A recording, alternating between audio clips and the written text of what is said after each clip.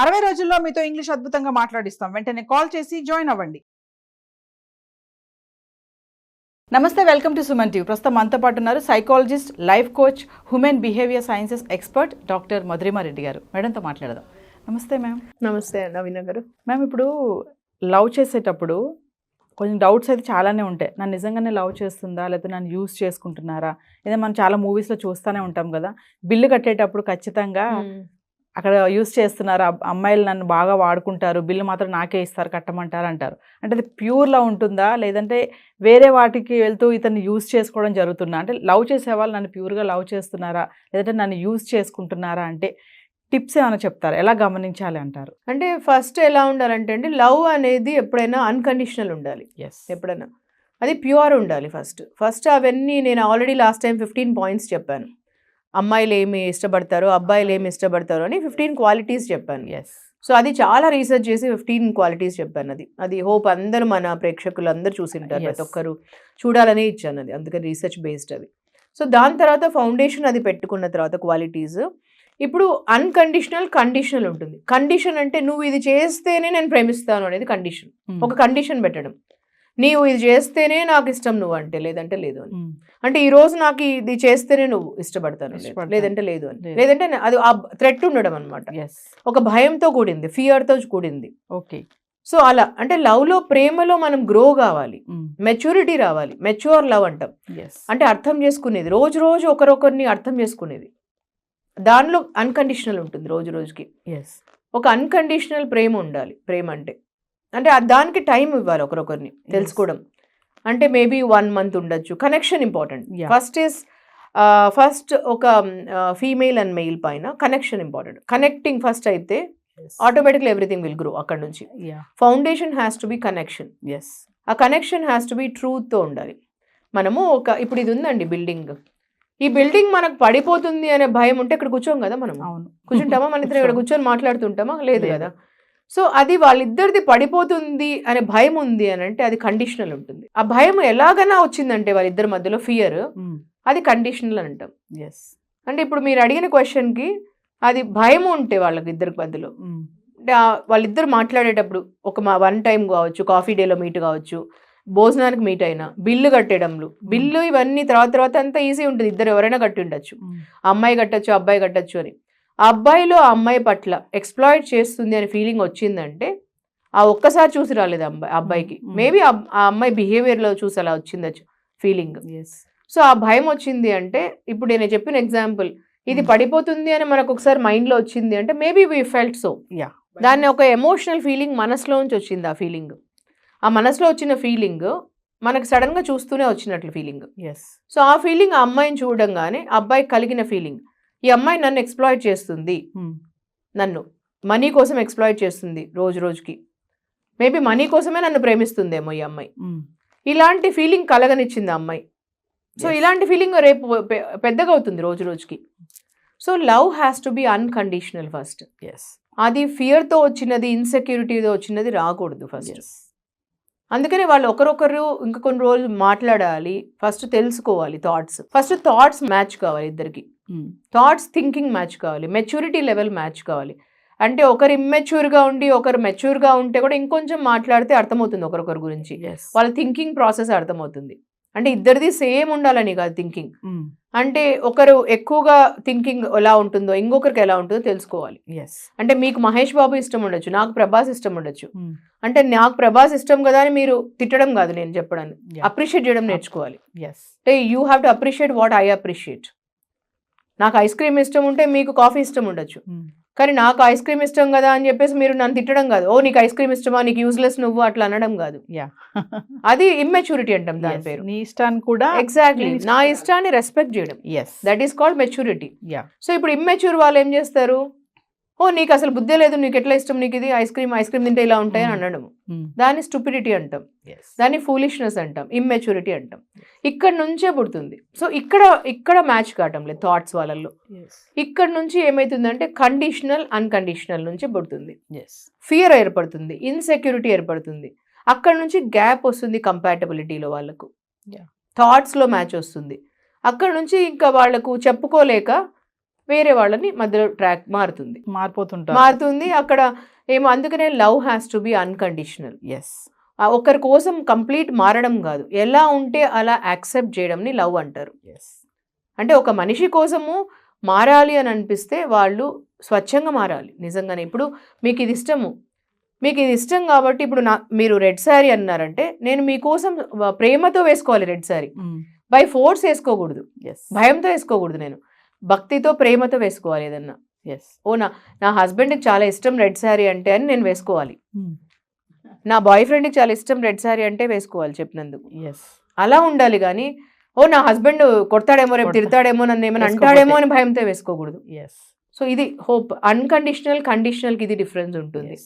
So unconditional ప్రేమ అంటే తెలుసుకొని వాళ్ళ కోసం చెయ్యడం ఏదన్నా, దాన్ని అన్కండిషనలీ డూయింగ్ అంటాం. ఏది ఆశించకుండా చేయడాన్ని అన్కండిషనల్ ప్రేమ అంటారు. కండిషన్స్ అంటే ఒక రూల్స్ పెట్టడం, ఇలా రూల్స్ పెట్టి ఒక నెత్తిపైన పెట్టడము, గొంతుకు ఇట్లా పెట్టడము పెడితే అది ఏమవుతుందంటే బ్రీత్లెస్నెస్ అయిపోతుంది వాళ్ళకి. And they can't breathe properly. Breathe అంటే వాళ్ళు ఏది చేయలేరు, వాళ్ళలాగా బతకలేరు లైఫ్లో. So they can't live like them and వాళ్ళు ఫ్లోరిష్ కాలేరు, వాళ్ళు ఏది చేయలేరు. సో మార్నింగ్ లేసినప్పటి నుంచి రాత్రి వరకు వాళ్ళు హ్యాపీగా ఉండలేరు. అప్పుడు ఒక హ్యాపీగా లేని హస్బెండో లేక హ్యాపీగా లేని ఇద్దరు మనుషులు ఒక దగ్గర ఉండలేరు. ఒకరోజు 2 రోజులు ఉంటారు, 1 month తర్వాత వాళ్ళిద్దరూ మేము డేటింగ్ ఎన్రోల్ చేసాం మేడం, బాగున్నాము, దాని తర్వాత మేము ఇలా ఉన్నాము అని చెప్పి వస్తుంటారు. నా దగ్గర చాలా మంది అండి 10 years స్కూల్ మేట్స్, స్కూల్ నుంచి కలిసి ఉంటారు. స్కూల్ మేట్స్ తర్వాత అంటే స్కూల్ నుంచి అంటే ఆలోచించుకోండి ఎన్ని ఇయర్స్ ఉంటారు జర్నీ వాళ్ళది. తర్వాత పెళ్ళైన తర్వాత 1 yearకి డైవర్స్ కావాలని వస్తారు. అంటే మీరు స్కూల్ మేట్స్ కదా అని అంటాను నేను. స్కూల్ నుంచి తెలుసు కదా, ఒకరొకరు హ్యాబిట్స్ నుంచి, థాట్స్ నుంచి, థింకింగ్ నుంచి, everything you know each other. Then what's wrong with now, what is that which is happening, what's wrong with each other right now అంటే వాళ్ళు చెప్తారు అండర్ 1 roof ఇట్లా అవుతుందండి మాకు, ఇట్లా మాకు అసలు మేము ఒక మూవీకి కూడా కలిసి వెళ్ళలేకపోతున్నాం, ఒక టీవీ సిరీస్ కూడా చూడలేకపోతున్నాం కలిసి, ఇలా ఉంటుంది మాకు, ఇంత కాన్ఫ్లిక్ట్స్ ఉంటున్నాయి అన్నిట్లోనే.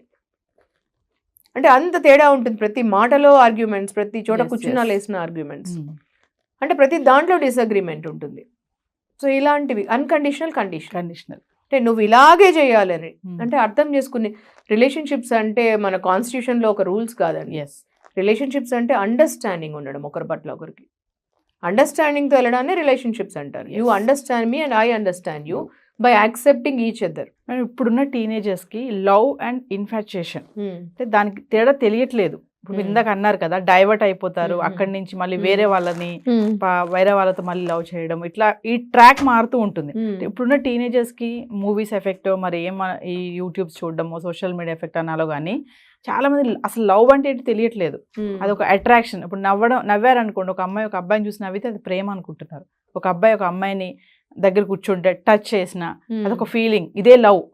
అంటే వీళ్ళకి ఏం చెప్తారు టీనేజర్స్కి, అసలు లవ్ అంటే ఏం చెప్తారు? అంటే ఫస్ట్ అండ్ ఫార్మోస్ట్ చూడంగానే జస్ట్ ఫిజికల్ అపియరెన్స్, అంటే వాళ్ళు వేసుకునే బట్టలు తీరు కానీ, వాళ్ళ స్కిన్ కానీ, హెయిర్ కానీ, వాళ్ళు చూస్తూనే ఇట్లా కనిపిస్తూనే ప్రతి ఒక్కరికి నచ్చుతుంది. అమ్మాయి కానీ ఇట్లా చూడంగానే బాగుంటే, అది చూడంగానే బాగుంటే అబ్బాయి కూడా, అమ్మాయే కాదు అబ్బాయి కూడా, నాకు ఇలా మహేష్ బాబు లాగా ఉండాలి, లేకపోతే సూర్య లాగా ఉండాలి, ప్రభాస్ లాగా ఉండాలి, ఇట్లా అనుకుంటుంటారు. అది చూస్తూనే చూడంగానే ఇట్లా నచ్చితే దాన్ని ఇన్ఫాక్చుయేషన్ అంటారు.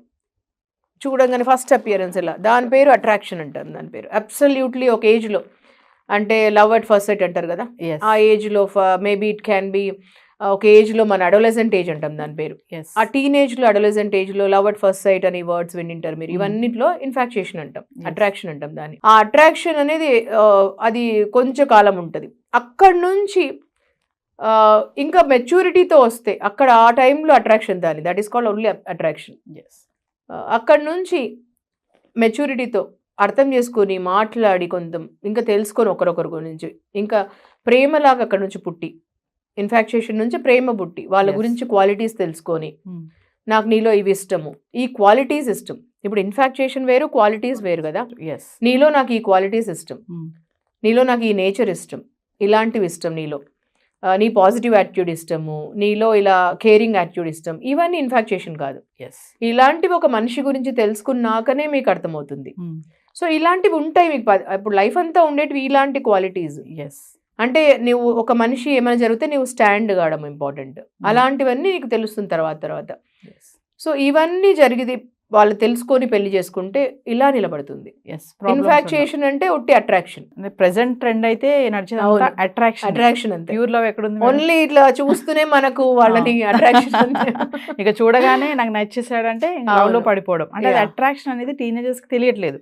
తర్వాత కెరియర్ ప్రాబ్లమ్స్ ఇవన్నీ వస్తున్నాయి ఉన్నాయి. సో ఫైనల్ గా madam, real love, fake love అంటే ఒక్క మాటలో ఏం చెప్తారు మీరు? సో ట్రూ లవ్ అనేది ఎప్పుడు ఉంటుందండి. వాళ్ళని ట్రూ లవ్ అంటే maybe it may start, some పీపుల్కి లవ్ అట్ ఫస్ట్ సైట్ కూడా ఉండొచ్చు. నేను అది ఐ డెఫినెట్లీ అప్రిషియేట్. సో ఇన్ఫాక్చుయేషన్తో మొదలు పెట్టచ్చు. ట్రూ లవ్ అంటే love at first sight also చాలా మందికి ఉంటుంది. లవ్ అట్ ఫస్ట్ సైట్ ఉండి కూడా అది మారుతుంది కూడా. అక్కడ నుంచి మొదలై వాళ్ళకు అక్కడ నుంచి మెచ్యూరిటీతో ఉండి వాళ్ళు ఒకరొకరిని అర్థం చేసుకొని తర్వాత పెళ్లి చేసుకొని ప్రపోజ్ చేసుకొని ఒకరొకరి తర్వాత ఆగి వాళ్ళు సెటిల్ అయిన తర్వాత మళ్ళీ అప్పటి నుంచి పెళ్లి చేసుకొని ఎంతో హ్యాపీగా ఉండే వాళ్ళు ఉన్నారు. ఎంతో వాళ్ళు తర్వాత అక్కడ నుంచి అది ట్రూ లవ్. సో వాళ్ళు లవ్ అట్ ఫస్ట్ సైట్లో చూశారు, ఒకరొకరు ప్రపోజ్ చేసుకున్నారు, తర్వాత హ్యాపీగా ఉన్నారు, ఎంతో హ్యాపీగా ఉన్నారు. అది that is called mature love and they grown in that. అక్కడ నుంచి they have grown so much. అట్లా ఉండేవాళ్ళు అది mature love and very understanding love. Love లో పడ్డం కాదండి. It is not love in that falling in love. It is love లో grow కావడం విచ్ ఇస్ ఇంపార్టెంట్. సో అందుకని ప్రేమలో పడకండి, ప్రేమలో గ్రో కాండి అని చెప్తాం కదా, అందుకని. సో అది మెచ్యూర్ లవ్ అండి. సో తర్వాత ఇమ్మెచ్యూర్ ఫేక్ లవ్ అనేది ఏంటంటే ఏదో డబ్బులు కోసం చూడడమా, లేకపోతే ఇంకేదో చూడడమా, మెయిల్ కానీ ఫీమేల్ కమర్షియల్ చూడడం, ఫస్ట్ బ్యాంక్ బ్యాలెన్స్ చూడడమా, ఫేక్గా చూసుకొని అది అవసరాల కోసం చూసుకొని తర్వాత మోసం చేయడం, ఒకరొకరిని ఎక్స్ప్లాయిట్ చేయడము, ఇవన్నీ ఫేక్ లవ్ అండి. అది జస్ట్ బయట చూడడము, అది ఇన్ఫాక్చుయేషన్ బయట చూడడము, అది వాళ్ళని మోసం చేద్దామని పెళ్లి చేసుకోవడమా, మోసం చేద్దామని లవ్ చేయడమా, ఇవన్నీ ఫేక్ లవ్. అట్రాక్షన్ అది చూసుకొని చేయడము. Thank you ma'am. Thank you అండి.